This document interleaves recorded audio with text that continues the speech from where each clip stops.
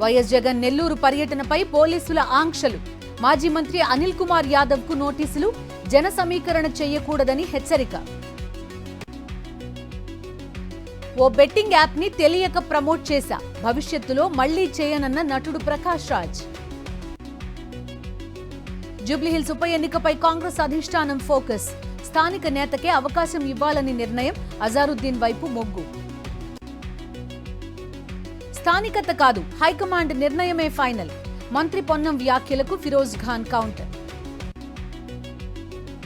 YS Jagan పై నిందలు వేయడమే yellow media పని.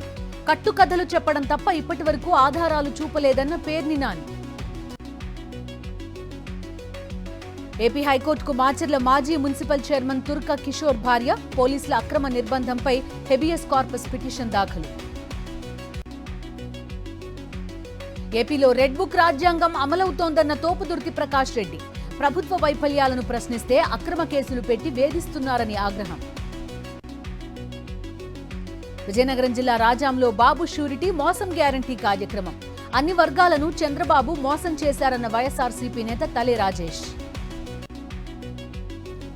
మరి కాసేపట్లో జిఎస్ఎల్వి F-16 రాకెట్ ప్రయోగం. నిసార్ ఉపగ్రహాన్ని కక్ష్యలో ప్రవేశపెట్టనున్న ఇస్రో. కూకట్పల్లిలో ఫుట్పాత్ ఆక్రమణలను తొలగిస్తున్న జీహెచ్ఎంసీ అధికారులు. నోటీసులు ఇవ్వకుండా తీసివేయడంపై చిరు వ్యాపారుల ఆందోళన. జోగులాంబ గద్వాల జిల్లా అలంపూర్ గురుకుల పాఠశాలలో వసతుల కొరత. కలెక్టర్ ఆఫీస్ వరకు పాదయాత్ర చేపట్టిన విద్యార్థులు. నాగార్జున సాగర్లో సందడి వాతావరణం. కృష్ణమ్మ అందాలు తిలకించేందుకు తరలివచ్చిన పర్యాటకులు. శ్రీకాకుళం జిల్లా వంకులూరులో పైప్ లైన్ లీక్. ఫౌంటైన్ ని తలపించేలా ఎగసి పడుతున్న తాగునీరు.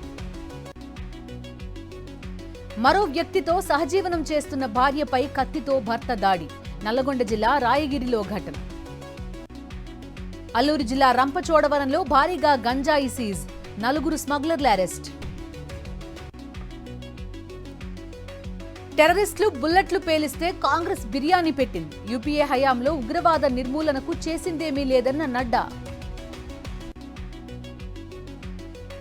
పాక్ ఉగ్రవాదాన్ని ప్రపంచానికి బహిర్గతం చేశాం. కాల్పుల విరమణలో ఏ దేశ మధ్యవర్తిత్వం లేదన్న జైశంకర్. లాభాల్లో ముగిసిన స్టాక్ మార్కెట్లు. సెన్సెక్స్ 140, నిఫ్టీ 30 పాయింట్లకు పైగా ప్రాఫిట్. ఐసీసీ టెస్ట్ T20 ర్యాంకుల విడుదల. T20 ఫార్మాట్లో అగ్రస్థానంలోకి అభిషేక్ శర్మ.